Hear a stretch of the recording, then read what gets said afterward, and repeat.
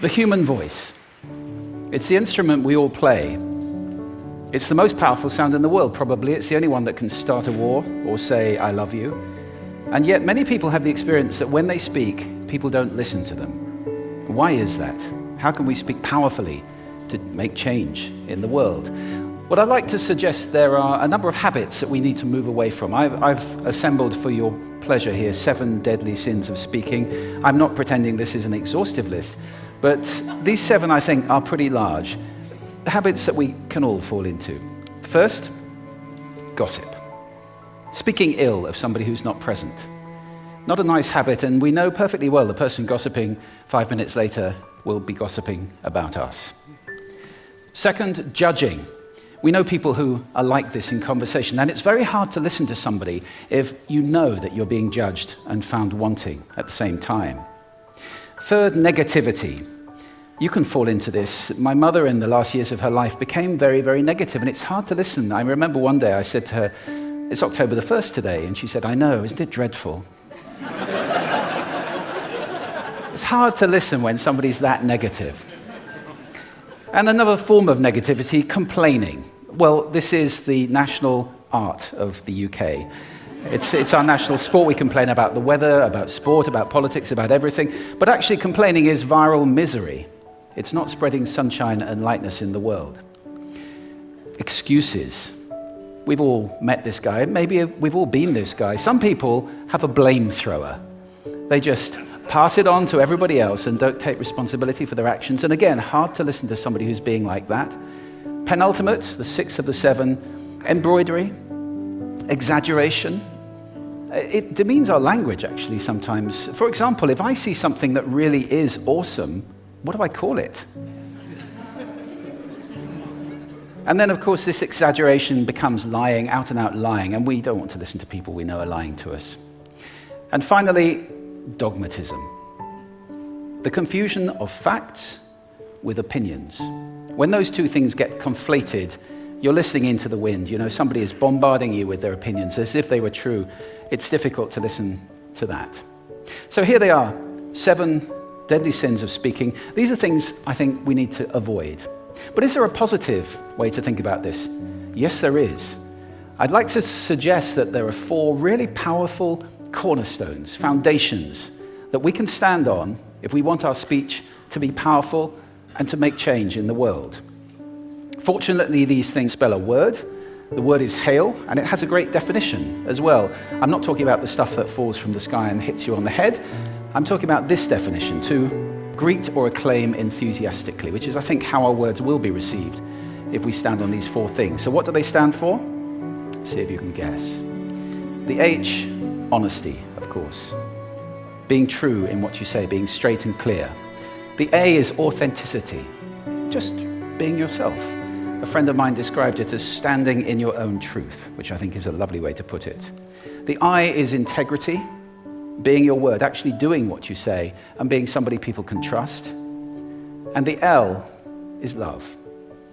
I don't mean romantic love, but I do mean wishing people well. For 2 reasons. First of all, I think absolute honesty may not be what we want. I mean, my goodness, you look ugly this morning. Perhaps that's not necessary. Tempered with love, of course, honesty is a great thing.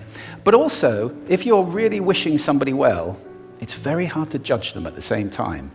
I'm not even sure you can do those 2 things simultaneously. So hail.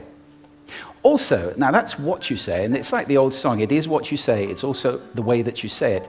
You have an amazing toolbox. This instrument is incredible, and yet this is a toolbox that very few people have ever opened. I'd like to have a little rummage in there with you now and just pull a few tools out that you might like to take away and play with, which will increase the power of your speaking. Register, for example. Now, falsetto register may not be very useful most of the time, but there's a register in between. I'm not going to get very technical about this for any of you who are voice coaches. You can locate your voice, however. So if I talk up here in my nose, you can hear the difference. If I go down here in my throat, which is where most of us speak from most of the time, but if you want weight, you need to go down here to the chest. You hear the difference? We vote for politicians with lower voices. It's true, because we associate depth with power and with authority. That's register. And we have timbre. It's the way your voice feels. Again, the research shows that we prefer voices which are rich, smooth, warm, like hot chocolate. Well, if that's not you, that's not the end of the world, because you can train. Go get a voice coach. And there are amazing things you can do with breathing, with posture, and with exercises to improve the timbre of your voice. Then prosody. I love prosody. This is the sing-song, the meta-language that we use in order to impart meaning. It's route one for meaning in conversation. People who speak all on one note are really quite hard to listen to if they don't have any prosody at all. That's where the word monotonic comes from, or monotonous, monotone. Also, we have repetitive prosody now coming in, where every sentence ends as if it were a question, when it's actually not a question, it's a statement. And if you repeat that one over and over, it's actually restricting your ability to communicate through prosody, which I think is a shame.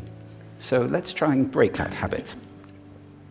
Pace. I can get very, very excited by saying something really, really quickly, or I can slow right down to emphasize. And at the end of that, of course, is our old friend, silence. There's nothing wrong with a bit of silence in a talk, is there? We don't have to fill it with ums and ahs. It can be very powerful. Of course, pitch often goes along with pace to indicate arousal, but you can do it just with pitch. Where did you leave my keys? Where did you leave my keys? It's a slightly different meaning in those two deliveries. And finally, volume.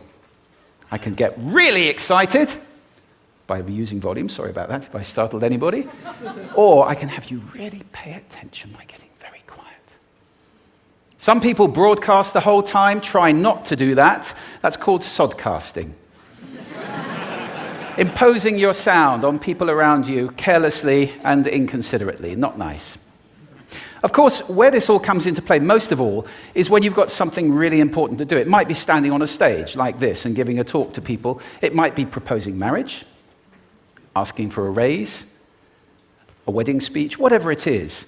If it's really important, you owe it to yourself to look at this toolbox and the engine that it's going to work on. And no engine works well without being warmed up.